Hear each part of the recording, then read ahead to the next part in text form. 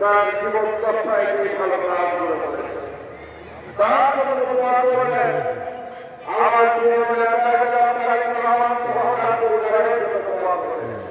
ঢাকা পুনর্বাসনে প্রতিটি মানুষের জন্য দোয়া করবেন। ঢাকা পুনর্বাসনে আগে ওলামা ইমাম মুসলিম জন্য পাশাপাশি আমার দলের নেতৃত্ব এবং তাদের পরিবারের জন্য সকলের প্রতি একদম নিরপেক্ষভাবে যেটা দোয়ায় সত্য কথা উঠে আসবে সেই দোয়া হল এই মাটিতে এই মাঠে আমরা করতে চাই। ধন্যবাদ সকলকে। আবার কোনো সময় দেখা হবে, একসাথে থাকবো, একসাথে দেশ করবো ইনশাআল্লাহ। সবাইকে বাংলাদেশ। ধন্যবাদ।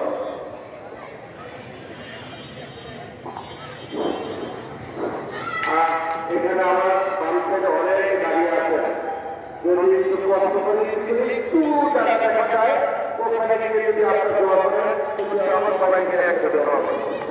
ধন্যবাদ।